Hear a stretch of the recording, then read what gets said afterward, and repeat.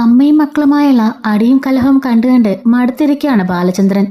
ബാലചന്ദ്രന്റെ നേരെയും വൈജ ഓരോ തവണയും ഓരോ പ്രശ്നങ്ങളിലേക്ക് ചെല്ലുമ്പോൾ അലീനെ കരുതി എല്ലാം മൗനമായി കേട്ടുകൊണ്ട് നിൽക്കുകയാണ്. അങ്ങനൊരു ഘട്ടത്തിൽ കൃഷ്ണമോൾ വന്നിട്ട് അച്ഛനോട് കുറെ സംസാരിക്കുന്നുണ്ട്. അമ്മയ്ക്ക് അന്ന് അറിവില്ലാതെ ചെയ്തു പോയതല്ലേ, അമ്മയുടെ കുറ്റമല്ലല്ലോ, അമ്മയുടെ വീട്ടുകാരല്ലേ അമ്മയെ ചതിച്ചത്, തൻ്റെ കാമുകനും തൻ്റെ കുഞ്ഞും എല്ലാം പോയി എന്ന് പറഞ്ഞ് വിശ്വസിപ്പിച്ചതും അവരല്ലേ, കുഞ്ഞു മരിച്ചെന്നും കാമുകൻ ഉപേക്ഷിച്ചു പോയെന്നൊക്കെ പറഞ്ഞ് വിശ്വസിപ്പിച്ച് അമ്മയെ ഡിപ്രഷനിലേക്ക് തള്ളിവിട്ടതും അവരായിരുന്നല്ലോ. പിന്നീട് നിർബന്ധിച്ചല്ലേ അച്ഛനെ കൊണ്ട് വിവാഹം കഴിപ്പിച്ചത്. അങ്ങനെ നോക്കുകയാണെങ്കിൽ അമ്മയും ഒരു തരത്തിൽ തെറ്റുകാരല്ലല്ലോ അച്ഛാ, ശരിക്കും തെറ്റുകാര് കുടുംബക്കാരല്ലേ, അമ്മയുടെ അവസ്ഥ കൊണ്ട് ഇങ്ങനെ ആയിപ്പോയതല്ലേ എന്നൊക്കെ നമ്മുടെ കൃഷ്ണമോൾ പറയുന്നുണ്ടായിരുന്നു. ഇറ്റ്സ് മീ യാസിയിൽ നമ്മുടെ ആ വീഡിയോ കംപ്ലീറ്റ് ആയിട്ട് അപ്ലോഡ് ചെയ്തിട്ടുണ്ട്, ഫുൾ വീഡിയോ. അങ്ങനെ കൃഷ്ണമോൾ പോയതിനു ശേഷം ബാലചന്ദ്രൻ ഇതൊക്കെ ഇരുന്ന് ആലോചിക്കുകയാണ്. ഒരു തരത്തിൽ പറഞ്ഞാൽ വൈജയന്തി ആ സമയത്ത് തെറ്റൊന്നും ചെയ്തിട്ടില്ല. പക്ഷെ വിവാഹം കഴിച്ച് ഇത്രയും കാലം ബാലനോട് പറയാതിരുന്നത് ഒരു തെറ്റ് തന്നെയാണല്ലോ. അതിനെക്കുറിച്ച് ബാലൻ ഇങ്ങനെ ആലോചിച്ചുകൊണ്ടിരിക്കുകയാണ്. പറയുമ്പോൾ സ്റ്റാലിൻ തെറ്റ് ചെയ്തിട്ടില്ല, വൈജയൻ തെറ്റ് ചെയ്തിട്ടില്ല. രണ്ടുപേരും ആത്മാർത്ഥമായി പ്രണയിച്ചതാണ്. പക്ഷെ വീട്ടുകാരാണ് അവരെ ചതിച്ചത്. എന്നാൽ അതിനുശേഷം ബാലചന്ദ്രനോട് സത്യങ്ങൾ തുറന്നു പറയാതെ വിവാഹം കഴിച്ച് ഇത്രയും കാലം ഒരുമിച്ച് ഒന്നും സംഭവിച്ചിട്ടില്ല എന്നുള്ള മട്ടിൽ ജീവിച്ചത് ശരികേടാണ് എന്ന് ബാലചന്ദ്രൻ തറപ്പിച്ച് പറയുന്നുണ്ട്. അതും ബാലചന്ദ്രനെ ഭരിച്ചുകൊണ്ട് അയാൾക്കൊരു ബഹുമാനം കൊടുക്കാതെ സ്നേഹിക്കാതെ ഉള്ള അമർഷവും ദേഷ്യവും ഒക്കെ കാണിച്ചുകൊണ്ടാണല്ലോ വൈജി ഇത്രയും കാലം ജീവിച്ചത്. വിവാഹത്തിനു മുമ്പ്, അതായത് പ്രണയിക്കുന്ന സമയത്ത് ഒരാളെപ്പോലും ദ്രോഹിക്കാത്ത ആളുടെ മറുത്തുപറത്ത് പ്രകൃതമായിരുന്നു വൈജിയുടേത്. എന്നാൽ തന്റെ ജീവിതത്തിൽ ഇത്രയൊരു ട്രാജഡി ഉണ്ടായതിനു ശേഷം ആകെപ്പാടെ മാറിപ്പോയതാണ് വൈജ. കാണുന്ന എല്ലാവരോടും ദേഷ്യം, എല്ലാവരോടും അരിശം, എല്ലാവരോടും അമർഷവും ദേഷ്യവും മാത്രം, ആരോടും സ്നേഹമില്ല, സ്വാർത്ഥചിന്ത മാത്രം. അങ്ങനെയാണ് വൈജ ഈ പരുവത്തിലായത്. എല്ലാം ആലോചിച്ച് നമ്മുടെ ബാലചന്ദ്രന് ശരിക്കും അറ്റാക്ക് വരികയാണ്. അങ്ങനെ ബോധം കെട്ട് ബാലചന്ദ്രൻ തറയിലേക്ക് വീഴുമ്പം ഒരു ഗ്ലാസ് കൂടെ തന്നെ താഴെ വീണ് പൊട്ടുന്നുണ്ട്. കൃഷ്ണമോളെ താഴെ നിന്ന് ഈ ഒരു സൗണ്ട് കേൾക്കാണ്. അച്ഛനെ മുറിയിൽ എന്തോ ഒരു ശബ്ദം കേട്ടുകൊണ്ട് അങ്ങോട്ടേക്ക് ഓടിച്ചെല്ലുന്നുണ്ട്. അവിടെ ചെല്ലുമ്പം ബോധമില്ലാതെ നിലത്ത് കിടക്കുന്ന ബാലചന്ദ്രനെയാണ് കൃഷ്ണമോൾ കാണുന്നത്. അച്ഛാന്ന് പോയി കുലുക്കി വിളിക്കുന്നുണ്ടെങ്കിലും ഒരു അറിവുമില്ല. നേരെ തൊട്ടടുത്ത മുറിയിൽ കിടക്കുന്ന രോഹിത്തിനെ പോയി വിളിക്കുന്നുണ്ട്. രോഹിത് എന്നിട്ട് ചോദിക്കാണ്, എന്തിനാണ് ഈ പാദയാത്ര കിടന്ന് കാറുന്നേ, അച്ഛൻ എഴുന്നേക്കുന്നില്ല രോഹിയേട്ടാ, ഓടിവാന്നും പറഞ്ഞ് വിളിച്ചുകൊണ്ട് രോഹി അങ്ങോട്ട് നേരെ അച്ഛൻ്റെ മുറിയിലേക്ക് ചെല്ലാണ്. അങ്ങനെ കമന്നു നടക്കുന്ന ബാലചന്ദ്രനെ രോഹിത്ത് പിടിച്ച് നേരെയാക്കുന്നുണ്ട്. അച്ഛ എഴുന്നേക്കച്ഛ, അച്ഛ എന്നും പറഞ്ഞുകൊണ്ട് അവിടെ നിന്ന് വെള്ളമെടുത്ത് തളിക്കാണ്. അപ്പോഴേക്കും കൃഷ്ണമോൾ ഓടിപ്പോയി ബബിതയും വൈജയും കൂടി വിളിച്ചോണ്ട് വരുന്നുണ്ട്. രണ്ടുപേരും പെട്ടെന്ന് തന്നെ മുകളിലത്തെ നിലയിലേക്ക് കയറുകയാണ്. ഈ സമയത്ത് വൈജ ആ മുറിയിലേക്ക് പ്രവേശിക്കാതെ കാല് പിന്നോടെടുത്ത് വെച്ച് നിൽക്കുന്നുണ്ട്. ബബിത മുറിയിലേക്ക് ഓടിച്ചെല്ലുകയാണ്. അച്ഛ എന്ന് വിളിക്കുന്നുണ്ട്. കൃഷ്ണമോളെ, അച്ഛൻ ഇങ്ങനെ വരുമ്പം ഏതോ ഒരു ഗുളിക നാക്കിനടി വെക്കാൻ അലീന ചേച്ചി പറഞ്ഞു തന്നിട്ടില്ലേ എന്ന് ചോദിക്കുമ്പം ഉണ്ടെന്ന് പറഞ്ഞ് ബോക്സ് തുറന്ന് ആ ഗുളികയെടുത്ത് നാക്കിനടി വെച്ച് കൊടുക്കുകയാണ്. എന്നിട്ടും ബാലചന്ദ്രന് ബോധം വരുന്നില്ല. വൈജിയോട് അമ്മയെ വാ അച്ഛനൊന്ന് പിടിക്ക് എന്ന് പറയുമ്പോഴേക്കും ഇല്ല, ഞാൻ ഈ മുറിയിലേക്ക് കയറില്ല, അയാൾ എന്നോട് ഇങ്ങോട്ടേക്ക് കയറില്ലെന്നാ പറഞ്ഞത് എന്ന് പറയുമ്പം ബബിത പറയുന്നുണ്ട്, അമ്മേ ഇത് വല്ലാതെ നാണക്കേടാ, അച്ഛൻ കിടക്കുന്ന അവസ്ഥ എങ്ങനെ നമ്മ കണ്ടതല്ലേ, അമ്മയുടെ വാശിയും ദേഷ്യവും ഇപ്പൊ തന്നെ വേണോ എന്ന് ചോദിക്കാണ്. ഇതിനോടകം രോഹിത്ത് ആംബുലൻസിന് കോൾ ചെയ്തിട്ടുണ്ടായിരുന്നു. അങ്ങനെ ആംബുലൻസ് വീണ്ടും വാതിക്കൽ എത്തുന്നുണ്ട്. അതിനകത്ത് ഡ്രൈവറും അറ്റൻഡറും കൂടി ഓടി അങ്ങോട്ടേക്ക് ആ ഒരു സ്ട്രക്ചർ എടുത്തുകൊണ്ട് വരികയാണ്. അങ്ങനെ സ്ട്രക്ചറിൽ ബാലചന്ദ്രനെയുമായിട്ട് പെട്ടെന്ന് ഹോസ്പിറ്റലിലേക്ക് എല്ലാവരും ആംബുലൻസിൽ കയറി പോകുന്നുണ്ട്. വൈജയന്തിയും കൃഷ്ണമോളും ബബിതയും രോഹിത്തും എല്ലാവരും കൂടിയാണ് പോണത്. അങ്ങനെ എല്ലാവരും നേരെ സിറ്റി ഹോസ്പിറ്റലിലേക്ക് ചെല്ലാണ്. അവിടെ ചെന്ന് ഉടൻ തന്നെ ഡോക്ടർ ശർമ്മ ഉണ്ടായിരുന്നു. അദ്ദേഹം അപ്പോൾ തന്നെ ICUയിലേക്ക് ഷിഫ്റ്റ് ചെയ്യാണ്. അങ്ങനെ ഗോവർദ്ധനെയും അതുപോലെ മനുവേട്ടനെയും അതുപോലെ ശിവേട്ടനെയൊക്കെ വിളിച്ചിട്ട് കാര്യങ്ങൾ പറയുന്നുണ്ട്. മനുവും അതുപോലെ ശിവേട്ടനും കമലയും പിന്നെ ഗോവർദ്ധനും സുലോചനയും അപ്പോൾ തന്നെ അങ്ങോട്ടേക്ക് ഓടിയെത്താണ്. അപ്പോൾ സമയം പാതിരാത്രി ആയിട്ടോ. അങ്ങനെ അങ്ങോട്ടേക്ക് അവർ വരുന്നുണ്ട്. വരുന്ന സമയത്ത് ഡോക്ടർ പറയാണ്, സംഭവം കുറച്ച് സീരിയസാ, എന്ത് വേണമെങ്കിലും സംഭവിക്കാം, മൂന്നാമത്തെ അറ്റാക്ക് അല്ലേ, അതും ഇത് കുറച്ച് സിവിയർ ആണ് എന്ന് പറയുന്നുണ്ട്. എന്തായാലും വെന്റിലേറ്ററിലേക്ക് ഷിഫ്റ്റ് ചെയ്യേണ്ടി വരും, കുറച്ചുകൂടെ നോക്കട്ടെ എന്നും പറഞ്ഞുകൊണ്ട് ഡോക്ടർ ശർമ്മ അകത്തേക്ക് കയറി പോകുന്നുണ്ട്. ഇത് കേട്ടുടനെ കൃഷ്ണമോള് പൊട്ടിക്കരയുന്നുണ്ട്. ബബിത രോഹിത്തും പിന്നാലെ കരയാണ്. മനോഹർ അടുത്തു പോയിരുന്ന് 3 പേരെയും ആശ്വസിപ്പിക്കുന്നുണ്ട്. ശിവൻ പറയാണ്, മക്കളെ സാരമില്ല, അത് ഡോക്ടർമാര് അങ്ങനെയൊക്കെ പറയും, ഒരു കുഴപ്പം ഉണ്ടാവില്ല, നിങ്ങൾ കരയാതിരിക്കുക എന്ന് പറയുന്നുണ്ട്. ഗോവർദ്ധനം എന്ത് പറഞ്ഞെന്നറിയില്ല. ഉടനെ സുലോചനെ കുട്ടികളെ സമാധാനിപ്പിക്കുക എന്നും പറഞ്ഞ സുലോചന പറഞ്ഞേക്കാണ്. സാരില്ല മക്കളെ, കരയാതിരിക്കുന്നു പറഞ്ഞുകൊണ്ട് സുലോചന അവർ അരികിൽ പോയിരുന്ന് ആശ്വസിപ്പിക്കുകയാണ്. ഈ സമയത്ത് കമല വൈജി അടുത്തേക്ക് ചെല്ലുന്നുണ്ട്. വൈജി ആണെങ്കിലോ ഒരു റിയാക്ഷനും ഇല്ലാതെ അങ്ങനെ തന്നെ ഒരേ ഇരിപ്പിരിക്കുകയാണ്. ശിവൻ പറയുന്നുണ്ട്, വൈജെ, അവിടെ മരിക്കാൻ കിടക്കണത് നിന്റെ ഭർത്താവാ, നിനക്ക് എന്നിട്ടും ഒരു തുള്ളി പോലും കുലുക്കം ഇല്ലല്ലോ എന്ന് പറയുമ്പം ഈ സംഭവം പറഞ്ഞ അവൾ ഓടി വരും. ആ മറ്റവള് അലീന, നിന്റെ മനസ്സിൽ ഇപ്പോഴും ആ ചിന്തയാണോ? അല്ലാതെ നിന്റെ ഭർത്താവ് മരിക്കാൻ കിടക്കുകയാണെന്ന് നിനക്കൊരു ചിന്തയില്ലേ എന്ന് ചോദിക്കുമ്പം എങ്ങനെ ചിന്തിക്കും ശിവേട്ടാ? എന്റെ മനസ്സറിയേ അവളോടുള്ള ദേഷ്യ, അതല്ലാതെ എന്റെ മനസ്സിൽ ഒന്നുമില്ല എന്ന് പറയുന്നുണ്ട്. കഷ്ടം തന്നെ നിന്റെ കാര്യം എന്നും പറഞ്ഞുകൊണ്ട് ശിവൻ അങ്ങോട്ടേക്ക് വരാണ്. ഗോവർദ്ധനും മനു അപ്പോ അവിടെ നിപ്പുണ്ട്. അലീനെ വിവരം അറിയിക്കണ്ടേ എന്ന് ബാലൻ ചോദിക്കുമ്പോൾ മനു പറയാണ്, ഇത്രയ്ക്ക് സീരിയസ് ആണെന്ന് അവളോട് വിളിച്ച് പറഞ്ഞാൽ അവൾ പേടിച്ചു പോകും. ഒന്നാമതേ അവിടെ വലിയ പ്രശ്നങ്ങൾക്ക് നടുവിലാണ് അവൾ. അതിനോടിടയ്ക്ക് നമ്മൾ അങ്ങനെ പറയണോ എന്ന് ചോദിക്കുമ്പം ഗോവർദ്ധൻ പറയാണ്, എന്തായാലും പറഞ്ഞേക്ക്, പറയാതിരിക്കാൻ പറ്റില്ലല്ലോ. ബാലേട്ടന് ഏറ്റവും ഇഷ്ടപ്പെട്ടൊരു ആളല്ലേ, ബാലേട്ടൻ്റെ പെറ്റല്ലേ, അതുപോലെ അലീനയും അച്ഛൻ ആദ്യം വിളിച്ച ആളല്ലേ, ഒന്ന് വിളിച്ച് പറഞ്ഞേക്ക് എന്ന് പറയാണ്.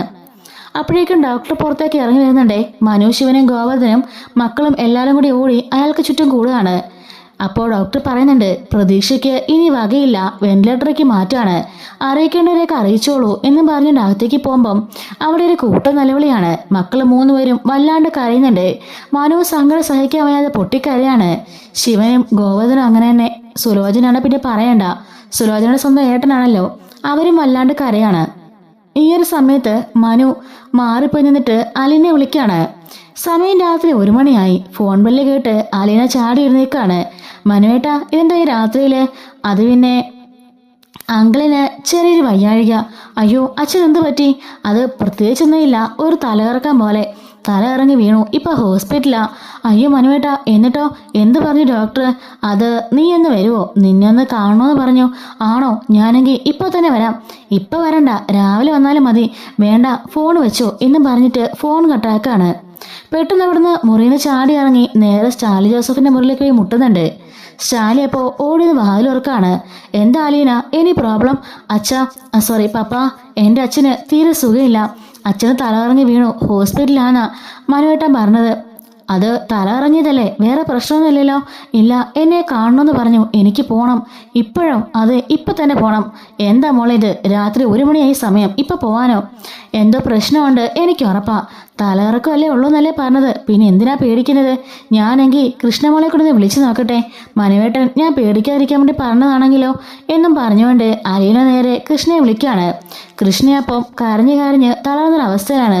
അലീന ചേച്ചി എന്ന ഒറ്റ ഒരു വിളിയാണ്. അത് കേട്ട് മോളെ എന്താ മോളെ പറ്റിയത് എന്ന് ചോദിക്കാണ്.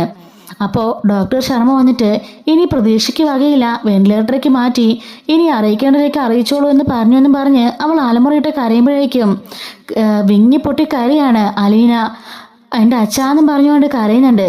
എന്താ മോളെ, എന്താ പറ്റിയതെന്ന് സ്റ്റാലിൽ ചോദിക്കുമ്പം മനുവേട്ടൻ കള്ളം പറഞ്ഞതാ, അച്ഛന് വയ്യ, അച്ഛൻ വെന്റിലേറ്ററല്ല, അറിയിക്കേണ്ടവരേക്ക് അറിയിച്ചോളാൻ ഡോക്ടർ പറഞ്ഞു, ഇനി പ്രതീക്ഷിക്കേണ്ടതാ പറഞ്ഞതെന്ന് പറഞ്ഞുകൊണ്ട് അവിടെ ഇരുന്ന് പൊട്ടിക്കരയുമ്പം സ്റ്റാലി അവൾ നെഞ്ചോട് ചേർത്ത് ആശ്വസിപ്പിക്കുന്നുണ്ട്. സാരമില്ല, നമുക്കിപ്പോൾ തന്നെ പുറപ്പെടാം എന്ന് പറയാണ്. അലീന അവളുടെ ബാഗ് പാക്ക് ചെയ്ത് പെട്ടെന്ന് തന്നെ അവിടെ നിന്ന് ഇറങ്ങുന്നുണ്ട്. മനു തിരികെ വന്നിട്ട് കൃഷ്ണയോടും ബബിതയോടൊക്കെ പറയാണ്, അലീനെ ഞാൻ വിളിച്ച് തലകറക്കമാണെന്ന് പറഞ്ഞു, നിങ്ങളാരും അങ്ങോട്ട് വിളിക്കണ്ട, അവൾ വിളിച്ച അങ്ങനെ പറഞ്ഞാൽ മതി.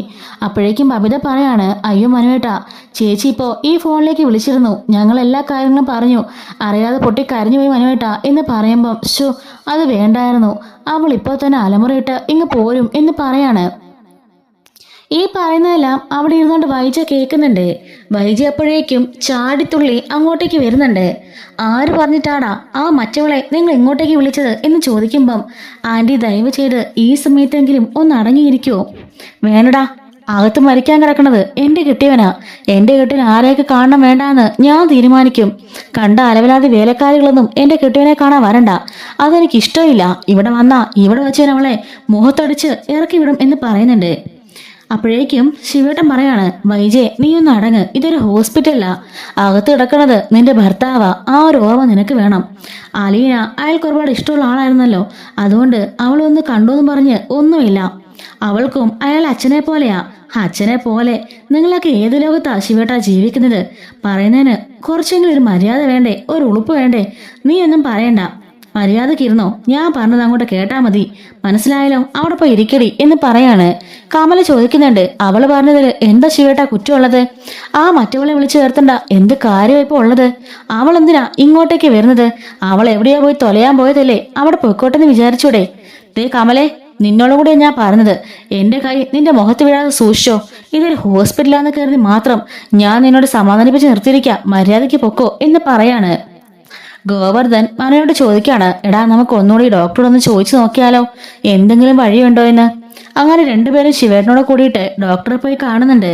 ഡോക്ടർ പറയുന്നുണ്ട്, മൂന്നാമതും അറ്റാക്ക് ഉണ്ടായതാണ്, അത് സിവിയർ അറ്റാക്കാ, ഇനിയിപ്പോ പ്രതീക്ഷിക്കാൻ വകയില്ല. വെന്റിലേറ്റർ ഒരു താൽക്കാലികം മാത്രമാ, 24 മണിക്കൂറത്തേക്ക് വെന്റിലേറ്റർ അലൗ ചെയ്യും, അതിനുശേഷം അത് റിമൂവ് ചെയ്താൽ എന്ന് പറയുമ്പോഴേക്കും മനു അവിടെ ഇരുന്ന് വിങ്ങിപ്പൊട്ടി കരയാണ്. ഗോവർദ്ധനും ശിവനാണെങ്കിലോ ഡോക്ടറോട് വേറൊരു മാർഗമില്ലേ, നമുക്ക് എന്തെങ്കിലും ഓപ്പറേഷനോ മറ്റെന്തെങ്കിലും എന്ന് പറയുമ്പം ഇല്ല, വേറൊരു വഴിയില്ല, എന്തെങ്കിലും ഉണ്ടെങ്കിൽ ഞാൻ അങ്ങോട്ട് പറഞ്ഞേനെ എന്ന് അദ്ദേഹം പറയുന്നുണ്ട്. എല്ലാവരും ഭയങ്കര സങ്കടത്തില് പുറത്തേക്ക് വരികയാണ്. അവരെ സങ്കടത്തിൽ പുറത്തേക്ക് വരുന്നത് കാണുമ്പോൾ തന്നെ കൃഷ്ണയ്ക്കും ബബിതയ്ക്കും രോഹിത്തിനൊക്കെ കാര്യം മനസ്സിലാകുന്നുണ്ട്. മൂന്നുപേരും പരസ്പരം കെട്ടിപ്പിടിച്ച് കരയാണ്. സുലോചന അവരെ സമാധാനിപ്പിക്കുന്നുണ്ട്. ഇതേ സമയത്ത് സ്റ്റാൻലിയും അതുപോലെ അലീനയും കൂടി അവിടുന്ന് വണ്ടി എടുത്തുകൊണ്ട് നേരെ പാലായിക്ക് വരികയാണ്. അങ്ങനെ പാലായില് ഏകദേശം 3 മണി 4 മണി ആകുമ്പോഴേക്കും അവർ എത്തിച്ചേരുന്നുണ്ട്. അങ്ങനെ അലീന പുറത്തേക്ക് ഇറങ്ങുമ്പം സ്റ്റാൻലി പറയുന്നുണ്ട്, ഞാൻ കാലത്തിലിരിക്കാം, പുറത്തേക്ക് ഇറങ്ങിയാൽ ശരിയാവില്ല, എന്നെ അവിടെ ശിവനുണ്ടായിരിക്കുമല്ലോ, ശിവനോ വൈജിയോ കണ്ടാൽ ശരിയാവില്ല എന്ന് പറയുന്നുണ്ട്. ശരി പപ്പ എന്നും പറഞ്ഞുകൊണ്ട് ബാഗ് അകത്ത് വെച്ചിട്ട് അവൾ ആ പുറത്തേക്ക് ഇറങ്ങി ഓടുകയാണ്. എന്നിട്ട് സ്റ്റാൻലി ആണെങ്കിൽ പാർക്കിംഗ് സ്ഥലത്തേക്ക് കാറും കൊണ്ടുപോയി അവിടെ പാർക്ക് ചെയ്ത് കിടക്കുന്നുണ്ട്. അലീന അങ്ങനെ അകത്തേക്ക് കയറിച്ചില്ലാണ്. നേരെ കാണുന്നത് മനുവിനെ ആയിരിക്കും. മനുവേട്ട എന്ന് വിളിച്ചുകൊണ്ട് ഓടി വരികയാണ്. എന്റെ അച്ഛനെന്താ പറ്റിയത് എന്ന് ചോദിക്കുകയാണ്. അത് പിന്നെ എന്ന് പറയുമ്പം എന്നോട് കൃഷ്ണയെല്ലാം പറഞ്ഞു, അച്ഛൻ വെന്റിലേറ്റർ അല്ലേ, എനിക്ക് അച്ഛനെ കാണണം എന്ന് പറഞ്ഞ് കരയാണ്. അപ്പോഴേക്കും രോഹിത്തും ബബിതയും കൃഷ്ണമോളും അലീന ചേച്ചി എന്ന് വിളിച്ചുകൊണ്ട് ഓടി വന്ന് കെട്ടിപ്പിടിച്ച് കരയുന്നുണ്ട്. മക്കളെന്നും പറഞ്ഞ് 3 പേരെയും കൊണ്ട് ചേർത്ത് പിടിക്കുകയാണ് അലീന. അച്ഛന് ഒന്നും സംഭവിക്കില്ല കേട്ടോ, വിഷമിക്കണ്ടെന്ന് പറഞ്ഞുകൊണ്ട് 3 പേരും ചേർത്ത് പിടിച്ചുകൊണ്ട് അലീന നിൽക്കുന്നത് കാണുമ്പം വൈജയ്ക്ക് പെരുവില് മുതല് ഇറച്ചു കയറുകയാണ്. കമല പറയുന്നുണ്ട്, കണ്ടോ അവൾമാരെയൊക്കെ സ്വന്തം ചേച്ചി വന്നതുപോലെയാ കെട്ടിപ്പിടിക്കുന്നത്, തള്ള ഉയർത്തി ഇവിടെ ഇരിക്കുക, അവർക്ക് അതെങ്കിലും ഒരു ഓർമ്മയുണ്ടോ എന്നും പറഞ്ഞ് ഒന്നുകൂടി തിരികേറ്റി കൊടുക്കുകയാണ് കമലേട്ടതി. അങ്ങനെ അലീന പറയുന്നുണ്ട്, അങ്കിളെ എനിക്ക് എൻ്റെ അച്ഛനെ ഒന്ന് കാണണം, ഒന്ന് ഏർപ്പാടാക്കി തരുമോ എന്ന് ചോദിക്കാണ്. ഗോവർദ്ധൻ പറയുന്നുണ്ട്, വെന്റിലേറ്ററിൽ അലീന കാണാൻ പറ്റുമെന്ന് തോന്നില്ല, പുറത്തുനിന്നെങ്കിലും എനിക്കൊന്ന് കണ്ടാ മതി, എൻ്റെ അച്ഛനോട് ഒന്ന് സംസാരിക്കണം എന്നൊക്കെ പറഞ്ഞുകൊണ്ട് അലീന അവിടുന്ന് വിങ്ങിപ്പൊട്ടി കരയാണ്. ഓ, അവളുടെ അഭിനയം കണ്ടോ വൈജേ, അവളുടെ അഭിനയം കണ്ടാ കരച്ചിലുണ്ടാ തോന്നും, അവളുടെ അപ്പനാ ചാവാൻ കിടക്കുന്നതെന്ന്. ഹോ, എന്തൊരു കഷ്ടം എൻ്റെ ഈശ്വരാ, എവിടെയോ കിടന്നൊരു വേലക്കാരിക്ക് ഇത്രക്കൊക്കെ സ്പേസ് കൊടുക്കേണ്ട കാര്യമുണ്ടോ എന്നൊക്കെ പറഞ്ഞ് കമലേട്ടത്തി പറയുന്നുണ്ട്. അങ്ങനെ വൈജി അവിടെ അവളെ തന്നെ നോക്കി പേടിപ്പിച്ചിങ്ങനെ ഇരിക്കുകയായിരിക്കും. ഈ സമയം ഗോപാലനകത്തേക്ക് കയറിയിട്ട് അലിനിക്ക് കാണാൻ സാധിക്കുമോ എന്ന് ചോദിക്കാണ്. അങ്ങനെ ഡോക്ടർ ശർമ്മ പറയുന്നുണ്ട്, ആരെയും അങ്ങനെ അലോ ചെയ്യാറില്ല, അലീന ആയതുകൊണ്ട് മാത്രം. അദ്ദേഹം ഉറക്കത്തിലും ആ ഒരു അബോധാവസ്ഥയിലും അലീന എന്ന് പറഞ്ഞ പേര് 2 തവണ പറഞ്ഞിരുന്നു, അതുകൊണ്ട് മാത്രം കയറ്റി കാണിക്കാം എന്ന് പറയാണ്. അങ്ങനെ ഗോവർദ്ധൻ പുറത്തേക്ക് വന്നിട്ട് അലീന കയറി കണ്ടോ എന്ന് പറയുമ്പോഴേക്കും വൈജി ചോദിക്കുന്നുണ്ട്, അതെവിടുത്തെ ഏർപ്പാടാ, ഇന്നലെ രാത്രി മുതൽ ഞങ്ങൾ പറയല്ലേ ഞങ്ങൾക്കൊന്ന് കാണണമെന്ന്, അയാളുടെ സ്വന്തം മക്കളല്ലേ ആ 3 പേരും, അവർക്ക് കാണുമെന്ന് പറഞ്ഞല്ലേ, എന്നിട്ട് അവരെ കാണിക്കാതെ എവിടുന്ന് വലിഞ്ഞു കയറി വന്ന ഈ അലവലാതിയെ കാണിക്കണ്ട, എന്ത് കാര്യമാണ് ഉള്ളതെന്ന് ചോദിച്ചുകൊണ്ട് വൈജി അവിടെ കിടന്ന് വല്ലാണ്ട് അലമുറട്ട് പ്രശ്നം ഉണ്ടാക്കുകയാണ്. അപ്പോഴേക്കും ഗോവർദ്ധൻ പറയുന്നുണ്ട്, മയക്കത്തിൽ കിടന്ന് 2-3 തവണ ബാലേട്ടൻ അലീന അലീന എന്ന് വിളിക്കുന്നുണ്ടായിരുന്നു. അലീനയുടെ ബാലേട്ടൻ്റെ പെറ്റാണല്ലോ അലീന. ഒരുപാട് അല്ല ഇഷ്ടമാണല്ലോ, അതുകൊണ്ടായിരിക്കും. അതെ, അവളെ ഇഷ്ടമാണെന്ന് ഞങ്ങൾക്ക് എല്ലാവർക്കും അറിയാം. അതാണല്ലോ ഇവിടം വരെ അങ്ങനെ കൊണ്ട് എത്തിച്ചത്. ഇവളാ വീട്ടിലെന്ത് കാലെടുത്ത് വെച്ചോ അന്നല്ലേ അങ്ങനെ കാജോട് അറ്റാക്ക് ഉണ്ടായത് എന്ന് ചോദിക്കുമ്പം അലീന കരഞ്ഞുകൊണ്ടിരുന്ന് നിൽക്കാണ്. അപ്പോഴേക്കും ശിവൻ പറയുന്നുണ്ട്, മോൾ അലീന നീ പോയി കണ്ടോ എന്നും പറഞ്ഞ് അകത്തേക്ക് കയറ്റി വിടുന്നുണ്ട്. ശിവേട്ടാ, നിങ്ങൾക്കെല്ലാം എന്താ വലിയ ഭ്രാന്തുവായോ? അവൾ ആരാ? അവളൊരു വേലക്കാരിയല്ലേ? പിന്നെ എന്തിനാ ശിവേട്ടൻ അവളെ മോളെ പോയി കണ്ടോന്ന് പറഞ്ഞ് കയറ്റി വിടുന്നത്? ഞാൻ ഇവിടെ ഇരിപ്പുണ്ടല്ലോ, അയാളുടെ ഭാര്യയല്ലേ ഞാൻ, അയാളുടെ മക്കളെല്ലാം ഇരിക്കുന്നത്. ഞങ്ങൾക്ക് ആർക്കും കിട്ടാത്ത അവസരം എന്തിനാ അവക്ക് കൊടുത്തത് എന്ന് ചോദിക്കാണ്. വൈജയ്, ദയവ് ചെയ്ത് നീ നിന്റെ വായ അടിച്ചുകൊണ്ടെന്ന് മിണ്ടാതിരിക്കാവോ? എനിക്കൊന്നും പറയാനുള്ള നേരമില്ല മനസ്സുമില്ല എന്നും പറഞ്ഞുകൊണ്ട് മാറിപ്പോവാണ്. അപ്പോഴേക്കും വൈജി വന്ന് ബബിജോടും കൃഷ്ണയോടും രോഹിത്തിനോടും ചോദിക്കുന്നുണ്ട്, പിള്ളേരെ, നിങ്ങൾക്ക് അയാളെ കാണണമെന്നില്ലേ? നിങ്ങളുടെ അപ്പനല്ലേ? അവൾ കയറിപ്പോയി കണ്ടത് കണ്ടോ? എന്നിട്ട് നിങ്ങൾക്കൊന്നും പറയാനില്ലേ? അമ്മേ, ദയവ് ചെയ്ത് വഴക്കുണ്ടാക്കണ്ട. അലൻ ചേച്ചി കണ്ടോട്ടെ, ചേച്ചിയാ കാണേണ്ടത് എന്ന് പറയുമ്പം എൻ്റെ ഈശ്വര, ഇവിടെ എന്തൊക്കെയാ നടക്കുന്നത്? എനിക്ക് മനസ്സിലാവുന്നില്ല, എനിക്ക് ഭ്രാന്ത് പിടിക്കുന്നുണ്ട് എന്ന് പറയുമ്പം അമ്മേ, അകത്ത് മരണത്തോട് മല്ലടിച്ച് കിടക്കുന്നത് നമ്മുടെ അച്ഛനാ. അമ്മയ്ക്ക് പറ്റുമെങ്കിൽ വാശിയും ദേഷ്യമൊക്കെ ഒന്ന് മാറ്റിവെച്ച് ആ അച്ഛന് വേണ്ടി ഒന്ന് പ്രാർത്ഥിക്ക് എന്ന് പറയുന്നുണ്ട്. വൈദ്യ തിരിച്ചു പോയിട്ട് അവിടെ ഇരിക്കുകയാണ്. അലീന മെല്ലെ മെല്ലെ ബാലന്റെ അടുത്തേക്ക് ചെല്ലുന്നുണ്ട്. ആ കൈ പിടിച്ചിട്ട് അച്ഛാന്ന് വിളിച്ച് കരയാണ്. പൊട്ടി പൊട്ടി അവിടെ ഇരുന്ന് കരയുന്നുണ്ട്. ബാലൻ ആ ഒരു ഉൾമനസ്സുകൊണ്ട് അതെല്ലാം കേൾക്കാണ്. അച്ഛാ, ഞാൻ എത്തി അച്ഛാ, ദയവ് ചെയ്ത് ഞങ്ങൾ ഇട്ടിട്ട് പോവല്ലേ അച്ഛാ. അച്ഛനോട് ജീവിച്ച് എനിക്ക് കൊതി തീർന്നിട്ടില്ല. എൻ്റെ അച്ഛനടുത്തേക്ക് എനിക്ക് തിരിച്ചു വരണം. അവിടുത്തെ പ്രശ്നങ്ങളൊക്കെ ഏതാണ്ട് ഒതുങ്ങി തീരാറായി. ഞാൻ ഇനി എൻ്റെ അച്ഛനടുത്തേക്ക് വരും. അമ്മയോട് പറയണം ഞാൻ അമ്മയുടെ മകളെന്ന്. എന്നിട്ട് നമുക്ക് എല്ലാവർക്കും കൂടി സന്തോഷമായിട്ട് ജീവിക്കാം അച്ഛാ.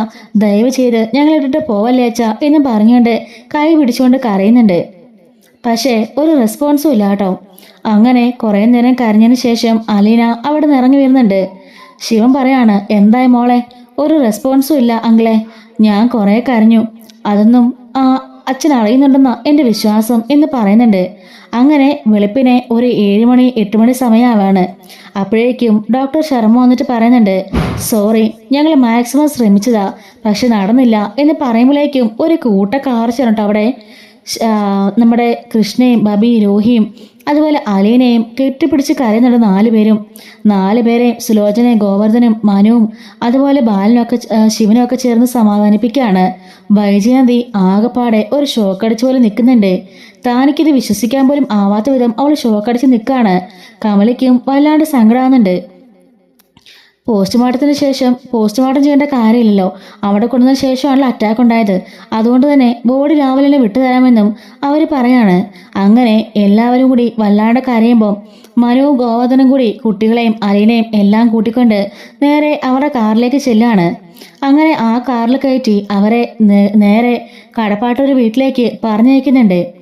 സ്റ്റാലിനെ ഫോണിൽ വിളിച്ചിട്ട് അലീന കാര്യം പറയാണ്, ഞാൻ പുറകെ വന്നോളാം, നിങ്ങൾ പൊയ്ക്കോ എന്ന് പറയുന്നുണ്ട്. അങ്ങനെ സ്റ്റാൻലി ഇവർക്ക് പുറകെ വണ്ടിയുമായിട്ട് നേരെ അവരുടെ പിന്നാലെ പോകുന്നുണ്ട്. അങ്ങനെ ആ ഒരു വാർത്ത കേട്ട് സ്റ്റക്കായി നിൽക്കുകയാണ് അവിടെ വൈജ. കമലയപ്പോൾ വൈജെന്ന് വിളിക്കുമ്പം കമലയെടുത്തി എന്നും പറഞ്ഞുകൊണ്ട് വൈജ കരയുന്നുണ്ട്. അത്രയും നാളും 23 വർഷമായിട്ട് ബാലിൻ്റെ കൂടെ അവൾ ജീവിക്കുകയാണല്ലോ. സ്റ്റാൻലി ഒരു കോണിലുണ്ടെങ്കിലും അദ്ദേഹത്തിനെയും അവൾ ആത്മാർത്ഥമായി സ്നേഹിച്ചിരുന്നു. പക്ഷേ ആ സ്റ്റാൻലിയുടെ ആ ഒരു ചതിയും ആ കുടുംബത്തിൻ്റെ ആ ഒരു ചതിയും തൻ്റെ കുഞ്ഞിനെ നഷ്ടപ്പെട്ടതും എല്ലാം കൂടി അവളുടെ മാനസിക നില ആകെപ്പാട് തെറ്റിച്ചിരിക്കുകയായിരുന്നു. അതുകൊണ്ട് തന്നെ ബാലനുള്ള സ്നേഹം ഒരിക്കലും പുറത്ത് കാണിക്കാൻ അവൾക്ക് സാധിച്ചിരുന്നില്ല. എന്നാൽ ഇപ്പോൾ അവളുടെ സ്നേഹവും അവളുടെ സങ്കടവും എല്ലാം അണപൊട്ടി ഒഴുകുകയാണ്. വല്ലാണ്ട് വിഷമിച്ചുകൊണ്ട് അവിടെ നിന്നുകൊണ്ട് പൊട്ടി കരയുന്നുണ്ട്. ഈ സമയം ശിവൻ അങ്ങോട്ടേക്ക് വന്നിട്ട് വൈജയനെ സമാധാനിപ്പിക്കുകയാണ്. 10 മണിയാകുമ്പോഴേക്കും ബോഡി കിട്ടും, നിങ്ങളെന്തായാലും വീട്ടിലേക്ക് പൊക്കോ എന്ന് പറയാണ്. ഗോവർദ്ധനും ഞാനും ഇവിടെ ഉണ്ടല്ലോ, അത് മതി. മനു പിള്ളേരെ അങ്ങോട്ട് ആക്കി വെച്ച് മനു തിരിച്ചു വന്നോളും എന്ന് പറയുന്നുണ്ട്. അങ്ങനെ പറഞ്ഞുകൊണ്ട് ഇവർ രണ്ടുപേരെയും കൂടി പറഞ്ഞയക്കുകയാണ്. രണ്ടുപേരും വീട്ടിലേക്ക് പോകുന്നുണ്ട്.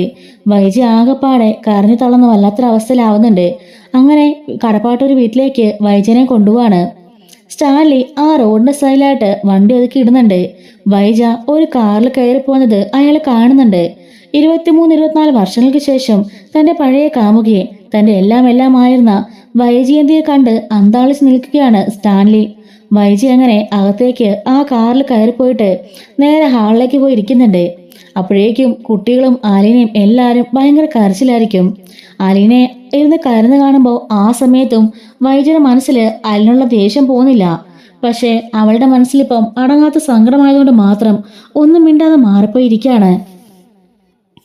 ശിവൻ വിളിച്ചത് ഗംഗേട്ടനോടും അതുപോലെ രാജീവിനോടും കാര്യങ്ങൾ പറയാണ്. ഗംഗേട്ടൻ കേട്ടപാടെ തലയെ കൈവെക്കുന്നു. എൻ്റെ ഈശ്വര എന്നും പറഞ്ഞുകൊണ്ട് രാജീവനാണെങ്കിലും ഞാൻ എത്രയും പെട്ടെന്ന് ഇവിടുന്ന് ഇറങ്ങാം എന്ന് പറയാണ്. അങ്ങനെ അലീനെ വിളിച്ച് രേവതിക്കുട്ടിയോടും മാമച്ചനോടും ഒക്കെ പറയുന്നുണ്ട്. അങ്ങനെ എല്ലാവരെയും ഇവർ വിളിച്ചറിയിക്കുകയാണ്. ബന്ധുക്കളോടും സുഹൃത്തുക്കളോടും എല്ലാം പറയുന്നുണ്ട്. 10 മണി ആയപ്പോഴേക്കും ബോഡി വിട്ട് കിട്ടുന്നുണ്ട്. ഏകദേശം 11 മണി ആയപ്പോഴേക്കും കടപ്പാട്ടൂർ വീട്ടിലേക്ക് ബോഡിയുമായിട്ട് എല്ലാവരും വരുന്നുണ്ട് കേട്ടോ. ശിവനും അതുപോലെ രാജീവനും ശിവനും ഗോവർദ്ധനും കൂടി വരികയാണ്. ഈ സമയം കൊണ്ട് തന്നെ രാജീവനും ഗംഗേട്ടനുമൊക്കെ അവിടുന്ന് പുറപ്പെട്ട് അവിടെ കടപ്പാട്ടൂരേക്ക് എത്തി കേട്ടോ. അങ്ങനെ ആ ഒരു സ്ഥലം തന്നെ, ആ ഒരു മുറ്റം തന്നെ ആളുകളെ കൊണ്ട് നിറഞ്ഞിരുന്നു. ബോഡി അങ്ങോട്ടേക്ക് കൊണ്ടുവരുമ്പോഴേക്കും മക്കൾ 3 പേരും അലീനയും വൈജയും എല്ലാവരും അലമുറയിട്ട് കരയാണ്. അതുപോലെ വൈജയുടെ അമ്മയും എല്ലാവരും തന്നെ വന്നിട്ടുണ്ട്. ബാലൻ്റെ സുഹൃത്തുക്കളും അങ്ങനെ അറിയാവുന്ന ആളുകളെല്ലാം തന്നെ വന്ന് അയാൾക്ക് ആദരാഞ്ജലി അർപ്പിക്കുന്നുണ്ട് കേട്ടോ. എന്തൊക്കെ പറഞ്ഞാലും ബാലചന്ദ്രനായിരുന്നു ഈ ഒരു സ്റ്റോറിയുടെ തന്നെ നെടുന്തൂണ്, ഈ ഒരു സീരിയലിൻ്റെ നെടുന്തൂൺ നമ്മുടെ ബാലനായിരുന്നല്ലേ. പക്ഷേ ബാലൻ്റെ ആ ഒരു മരണം ആ ഒരു സമയത്ത് അനിവാര്യമാണെന്ന് ചോദിച്ചാൽ ആണെന്നും പറയാം, അല്ലെന്നും പറയാം. പക്ഷേ ആ ഒരു സംഭവം നമ്മുടെ മനസ്സിനെ വല്ലാതെ പിടിച്ച് ഉലയ്ക്കുന്ന ഒരു സംഭവമാണ്. നോവലിൽ നമ്മൾ വായിക്കുമ്പോൾ തന്നെ ബാലൻ്റെ മരണം എന്ന് പറഞ്ഞത് നമുക്ക് താങ്ങാനാവില്ല. അപ്പോൾ ഇത്രയ്ക്ക് അറ്റാച്ചായ നമ്മുടെ ബാലേട്ടനും നമ്മുടെ അലീനയും ഒക്കെയുള്ള ആ ഒരു കോംബോയും ആ ഒരു എല്ലാം മിസ്സായിക്കൊണ്ട് ബാലേന്ദ്രൻ ഈ ഒരു സീരിയലിനോട് വിട പറഞ്ഞു പോകുന്നത് സഹിക്കാനാവുന്ന അപ്പുറമാണ് കേട്ടോ. കുട്ടികൾ അലമുറയിട്ട് കരയാണ്. വൈജിയും അലമുറയിട്ട് കരയുന്നുണ്ട്. അലീനയാണെങ്കിലും അച്ഛാന്ന് വിളിച്ചുകൊണ്ട് കരയാണ്. അങ്ങനെ ആളുകളെല്ലാം വന്നു കഴിഞ്ഞു. എല്ലാവരും കണ്ടു. ഏകദേശം 1 മണി 2 മണി ആകുമ്പോഴേക്കും ആ ബോഡി എടുക്കുന്നുണ്ട്. ബോഡി എടുത്തുകൊണ്ട് പോകുമ്പോഴേക്കും അലീനയും കുട്ടികളുമെല്ലാം പിന്നാലെ ഓടിപ്പോയി കരയാണ്. ഗോവർദ്ധനാണെങ്കിലോ ചങ്ക് പൊട്ടി കരയുന്നുണ്ട്. സുലോചനയും മൂത്ത പെങ്ങളും എല്ലാവരും വരുന്നുണ്ട്. അവരുടെ ഭർത്താക്കന്മാരും എല്ലാവരും വരികയാണ്. മാമച്ചനങ്ങളും ഗ്രേസമയും അങ്ങനെ ഉള്ള എല്ലാവരും തന്നെ അദ്ദേഹത്തെ കാണാൻ വേണ്ടി എത്തുകയാണ്. അങ്ങനെ എല്ലാവരും കണ്ടു. 4 മണിയൊക്കെ ആയപ്പോഴേക്കും ബോഡി ഡിസ്പോസ് ചെയ്തിട്ടോ. അതിനുശേഷം നാട്ടുകാരും അത്യാവശ്യം കുടുംബക്കാരും എല്ലാവരും പിരിഞ്ഞു പോകുന്നുണ്ട്. ഏറ്റവും അടുത്ത ബന്ധുക്കൾ മാത്രമേ ഉള്ളൂ അവിടെ. രാജീവൻ, ശിവൻ, ഗംഗേട്ടൻ, ഗോവർദ്ധൻ, സുലോചന, അതുപോലെ സുലോചനയുടെ ചേച്ചി, അദ്ദേഹത്തിന് അവരുടെ ഭർത്താവ്, പിന്നെ ഗ്രേസമ്മ, മാമച്ചനങ്ങൾ, രേവതിക്കുട്ടി, പിന്നെ അവരുടെ മക്കള്, അങ്ങനെയുള്ള തുടങ്ങിയവർ മാത്രമേ ഉള്ളൂ അവിടെ. ഇതേ സമയത്ത് സ്റ്റാൻലി അപ്പോഴും ആ പുറത്ത് തന്നെ വണ്ടിയിട്ട് കിടക്കുകയാണ്. വണ്ടി ഇരുന്നുകൊണ്ട് മദ്യപിക്കണമെന്ന് കരുതുന്നുണ്ടെങ്കിലും അത് വേണ്ട എന്ന് അയാൾക്ക് തോന്നി. പുറത്തേക്ക് ഇറങ്ങിയാൽ ഗംഗേട്ടനോ ആരെങ്കിലും തന്നെ കണ്ട വലിയ വിഷയമാകും. അതുകൊണ്ട് പുറത്ത് തന്നെ ഇരിക്കുകയാണ്. ബബിതയും രോഹിത്തും കൃഷ്ണമോളും ഭയങ്കര കരച്ചിലാണ്. കൃഷ്ണയ്ക്കാണ് കേട്ടോ ഏറ്റവും കൂടുതൽ സങ്കടം. അവൾക്കായിരുന്നല്ലോ അച്ഛനെ ഏറ്റവും കൂടുതൽ ഇഷ്ടം. അയലേനെ കെട്ടിപ്പിടിച്ചുകൊണ്ട് അവൾ വിങ്ങിപ്പൊട്ടി കരയാണ്. മറ്റൊരു സൈഡിൽ വൈജയന്തിയും ഇരുന്ന് കരയുന്നുണ്ട്. ഇത്രയും കാലം താനൊന്ന് സ്നേഹിക്കൂടി ചെയ്തിട്ടില്ല. പക്ഷെ തന്നെ ഒരുപാട് സ്നേഹിച്ച ഒരു മനുഷ്യനാ. അവസാന നാളുകളിൽ കുറച്ച് പ്രശ്നങ്ങളുണ്ടായെന്ന് പറഞ്ഞാലും ഒരുപാട് തന്നെ സ്നേഹിച്ചിട്ടുണ്ട്. തന്നെ കൈവെള്ളയിലാണ് കൊണ്ടുവരുന്നത്. ആ ഒരു കാര്യങ്ങളെല്ലാം വൈജ അവിടെ ഇരുന്ന് ഓർക്കാണ്. എല്ലാവരും പരസ്പരം ആ ഒരു കാര്യങ്ങളെപ്പറ്റി ചർച്ച ചെയ്തുകൊണ്ടൊക്കെ ഇരിക്കുകയാണ്. ഇനിയിപ്പോൾ എന്താണ് അടുത്ത മുമ്പോട്ട് നീക്കേണ്ടത് എന്ന് ആലോചിക്കുകയാണ്. അതായത് ബാലേന്ദ്രൻ്റെ കടകള്, സ്വത്തുക്കള്, അങ്ങനെ പലതും ഉണ്ടല്ലോ. എല്ലാം ഇങ്ങനെ ഒരു സൈഡിൽ നിൽക്കുകയാണ്. അതേ സമയത്ത് 3 കുട്ടികൾ. ബബിതയ്ക്കാണെങ്കിൽ അങ്ങനെ വലിയൊരു ഇൻസിഡൻ്റ് ആയിട്ട് പുറത്തേക്ക് പോലും ഇറങ്ങാതെ ആരോടും മിണ്ടാതെ ബബിത അവിടെ ഇരിക്കുകയാണ്. അതുപോലെ തന്നെ കൃഷ്ണമോള്, രോഹിത്ത്, ഇവരെയൊക്കെ ഭാവി കാര്യങ്ങൾ എന്താണ് ചെയ്യേണ്ടത്. വൈജിയാണെങ്കിലോ എപ്പോഴും തൻ്റെ കാര്യം മാത്രം നോക്കിക്കൊണ്ട് മക്കളെ ഭരിപ്പിച്ചുകൊണ്ട് നടക്കുകയാണല്ലോ. അതിൻ്റെ കൂടെ അലീന, അങ്ങനെ എല്ലാം കൂടി രാജീവൻ, ശിവൻ, അതുപോലെ ഗംഗേട്ടൻ, പിന്നെ ഗോവർദ്ധൻ, പിന്നെ നമ്മുടെ മനു എല്ലാവരും കൂടി ഒന്ന് ഡിസ്കസ് ചെയ്യാണ്. ഈ സമയത്ത് മാമച്ചനങ്ങളും കൂടി അവരോട് ജോയിൻ ചെയ്യുന്നുണ്ട്. അവരെല്ലാവരും പുറത്ത് കസേരയിൽ വട്ടം കൂടി ഇരിക്കുകയാണ്. ഭാവി കാര്യങ്ങൾ എങ്ങനെയാണ് എന്ന് തീരുമാനിക്കുന്നുണ്ട്. അപ്പം ഗംഗേട്ടൻ പറയാണ് അലീനയുടെ കാര്യം എന്ന് പറയുമ്പം മനു പറയുന്നുണ്ട്, അലീന അവളുടെ പപ്പയുടെ അടുത്ത് നിൽക്കട്ടെ, അത് തന്നെ നല്ലത്. അല്ലാതെ അവൾ ഇങ്ങോട്ട് വന്നാൽ പ്രശ്നം കൂടുതൽ വഷളാകും. പക്ഷേ ശിവൻ പറയാണ്, ഈ സമയത്ത് ആ കുട്ടികളുടെ കൂടെ അവളുണ്ടെങ്കിൽ അവർക്കൊരു ആശ്വാസമായേനെ. അലീന ഉണ്ടെങ്കിൽ കൃഷ്ണമ്പോക്കും ബബിതയ്ക്കും രോഹിത്തിനൊക്കെ ഒരു കൈത്താങ്ങായേനെ, അവർക്കൊരാശ്വാസവും. മനു പറയാണ്, പക്ഷെ അതൊന്നും ആര്യയ്ക്ക് ഇഷ്ടപ്പെടില്ല. അത് മതി പിന്നെ വേറെ പ്രശ്നം ഉണ്ടാവാനായിട്ട്. എന്തിനാ അവളിപ്പോൾ സമാധാനത്തോടെ ജീവിക്കല്ലേ, അതെന്തിനാ നമ്മളായിട്ട് നശിപ്പിക്കുന്നതെന്ന് അവൻ ചോദിക്കുകയാണ്. അത് ശരിയാണെന്ന് ശിവനും രാജീവിനൊക്കെ തോന്നുന്നുണ്ട്. മാമച്ചൻ പറയാണ്, പക്ഷേ ഇപ്പം അതിനുള്ളത് അവളുടെ പപ്പയുടെ അടുത്തല്ലേ, അവിടുന്ന് കുറച്ച് ദിവസം ലീവ് എടുത്ത് ഇവിടെ നിന്നാലെന്താ കുഴപ്പം? പിന്നെ വൈജ അവരുടെ മകളാണല്ലോ, വൈജയുടെ മകളാണല്ലോ അലീന എന്ന് പറയുന്നുണ്ട്. അപ്പം ഗംഗേട്ടൻ പറയാണ്, അത് ശരിയാ, പക്ഷെ അത് വൈജയ്ക്ക് അറിയില്ലല്ലോ. അല്ല, ഇനിയിപ്പോൾ വൈജി അറിയിക്കുന്നുണ്ട് എന്താ പ്രശ്നമെന്ന് മാമച്ചൻ ചോദിക്കാണ്. എല്ലാവരും പരസ്പരം മുഖം നോക്കുന്നുണ്ട്. അതെ, ഇനിയിപ്പോൾ അറിയിച്ച എന്താ പ്രശ്നം? ഇത്രയും കാലം തടസ്സമായി നിന്നത് ബാലേന്ദ്രനായിരുന്നു. ബാലൻ വൈജി ഉപേക്ഷിക്കും അങ്ങനെ ഒരു പേടി കൊണ്ടാണല്ലോ ആരും തന്നെ വൈജിയോട് കാര്യങ്ങൾ തുറന്നു പറയാതിരുന്നത്. ഇനിയിപ്പോൾ പറയാലോ ധൈര്യമായിട്ട് അലീന അവളുടെ മകളാണെന്ന് എന്ന് എല്ലാവരും തന്നെ പരസ്പരം മുഖം നോക്കുകയാണ്. എന്താ ചെയ്യേണ്ടതെന്ന് എല്ലാവരും പരസ്പരം നോക്കുന്നുണ്ട്. എല്ലാവരും ലാസ്റ്റ് ഗംഗേട്ടനെ നോക്കുമ്പോൾ ഗംഗേട്ടൻ പറയാണ്, അവളിപ്പോൾ ഈ ഒരു ഷോക്കിലല്ലേ, എന്തായാലും നമുക്ക് കുറച്ച് സമയമെടുത്ത് അവളുടെ കാര്യങ്ങൾ പറയാം. 2 ഷോക്ക് കൂടി അവൾ താങ്ങണ്ടേ? ഇത്രയും കാലം താൻ ദ്രോഹിച്ചത് തൻ്റെ മകളെന്നറിഞ്ഞ അവൾ തകർന്നു പോകും. അതുകൊണ്ട് നമുക്ക് വൈജയ്ക്ക് കുറച്ച് സമയം കൊടുക്കാം. അപ്പം മനു പറയാണ്, സ്റ്റാൻലി ഇവിടെ ഉണ്ട്. എന്താ സ്റ്റാൻലിയോ എന്ന് ഗംഗയുടെ ചോദിക്കുമ്പം അതെ, അദ്ദേഹം പുറകില് ഒരു കാറിലിരിപ്പുണ്ട്. അലീനയും കൂട്ടി വന്നത് സ്റ്റാൻലി ജോസഫാണ് എന്ന് പറയുമ്പം ഗംഗേട്ടൻ പറയാണ്, എന്തായാലും രണ്ടുപേരും പരസ്പരം കാണണ്ട എന്ന് പറയാണ്. അലീനെ തിരിച്ചു കൊണ്ടുപോകാൻ വേണ്ടിയാ അദ്ദേഹം അവിടെ നിൽക്കുന്നത്. അലീനയുടെ കയ്യിൽ നിന്ന് ഒരു തീരുമാനം അറിയണം, എന്നിട്ട് അദ്ദേഹം പോവുള്ളൂ എന്ന് പറയുന്നുണ്ട്. അങ്ങനെയാണോ എന്ന് പറയുമ്പം അതെ, അതിനുവേണ്ടി അദ്ദേഹം അവിടെ കാത്തിരിക്കുകയാണ്. അലീനയുടെ വാക്ക് കേട്ടാൽ മാത്രമേ അദ്ദേഹം പോണോ വേണ്ടോ തീരുമാനിക്കുകയുള്ളൂ എന്നും പറയുന്നുണ്ട്. അങ്ങനെ എല്ലാവരും കൂടി അവിടെ ഇരുന്ന് ആലോചിച്ച് ഒരു തീരുമാനം എടുക്കാണ്. അലീന എന്തായാലും പോവണ്ട എന്ന് തീരുമാനിക്കുന്നുണ്ട്. അവരെല്ലാവരും തന്നെ അവിടെ കുറച്ച് ദിവസത്തേക്ക് താമസിക്കാനും തീരുമാനിക്കുന്നുണ്ട്. ചടങ്ങുകളും കാര്യങ്ങളും എല്ലാം കഴിഞ്ഞ് ഒന്ന് സെറ്റാവുന്നത് വരെ ബാലനും ശിവനും ഗംഗേട്ടനും അതുപോലെ മനുവും എല്ലാവരും അവിടെ തന്നെ താമസിക്കാൻ തീരുമാനിക്കുകയാണ്. അതുപോലെ വൈജയുടെ അമ്മയും അവിടെ എത്തിയിട്ടുണ്ട്. എല്ലാവരും അവിടെ തന്നെ സ്റ്റേ ചെയ്യാൻ തീരുമാനിക്കുന്നുണ്ട്. അപ്പം ഇതിൻ്റെ ബാക്കി സ്റ്റോറി അലീന മോളാണെന്നുള്ള കാര്യം വൈജിയോട് പറയുമോ അതോ സ്റ്റാൻലിയെ അവിടെ കൊണ്ടുവരുമോ, എന്തൊക്കെയായിരിക്കാം നാളെ നടക്കാൻ പോകണമെന്നുള്ളത് അടുത്തൊരു വീഡിയോയിൽ ഞാൻ അപ്ലോഡ് ചെയ്യുന്നതായിരിക്കും. മിസ്സാതിരിക്കാൻ ചാനൽ മറക്കാതെ സബ്സ്ക്രൈബ് ചെയ്ത് ഈ വീഡിയോ ഒന്ന് ഹൈപ്പും ലൈക്കും ചെയ്ത് സപ്പോർട്ട് ചെയ്യണേ. Thanks for watching.